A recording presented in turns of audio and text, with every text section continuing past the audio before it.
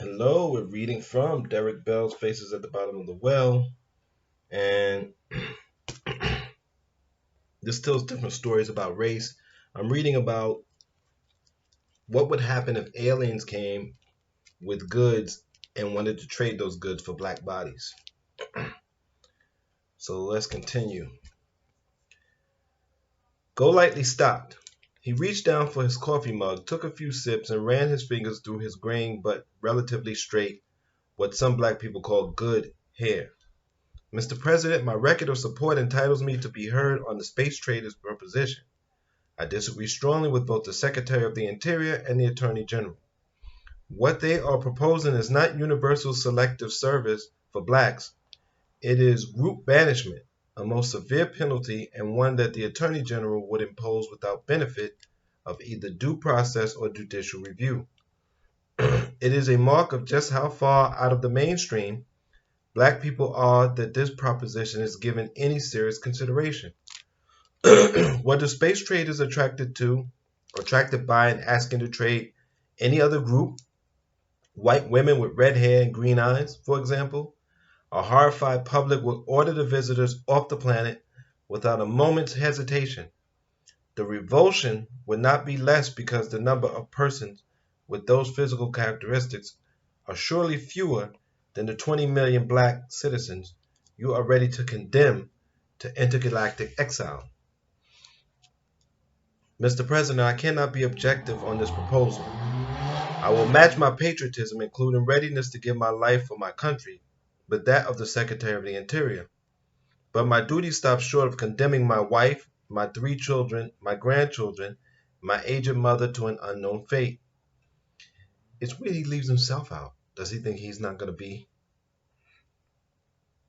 You simply cannot condemn 20 million people because they are black and thus fit fodder for trade, so that this country can pay its debts, protect its environment, and ensure its energy supply. I'm not ready to recommend such a sacrifice.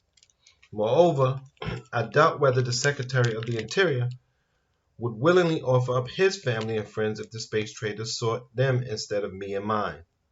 He paused. Professor Golightly, the Secretary of the Interior said, leaning forward, the President asked you a specific question.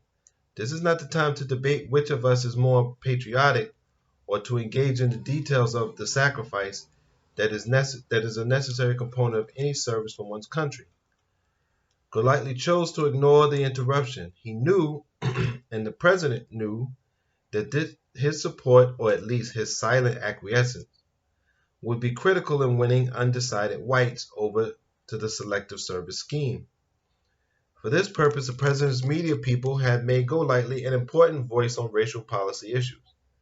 They needed him now as never before. Mr. President, he continued, you and your cabinet must place this offer in historical perspective.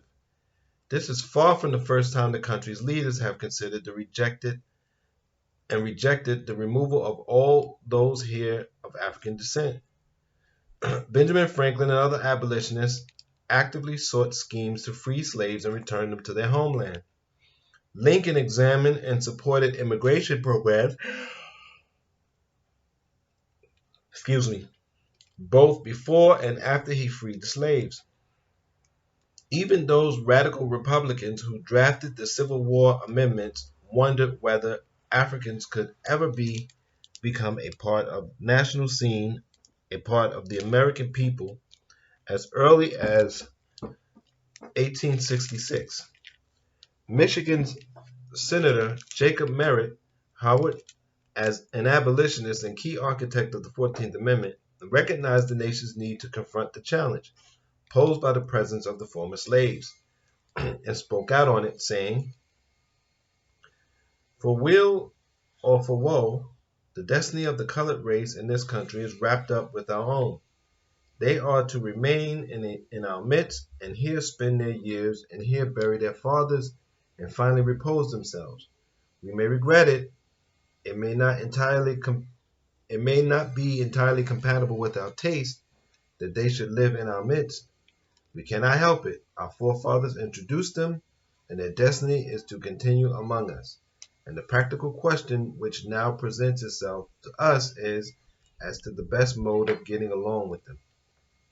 Now, Mr. President, after receiving your invitation to this meeting, I had no difficulty in guessing its agenda or predicting how many of you might come down in favor of accepting the space trade's offer, and so looked up Senator Howard's speech. I have prepared copies of it for each of you. I recommend you study it.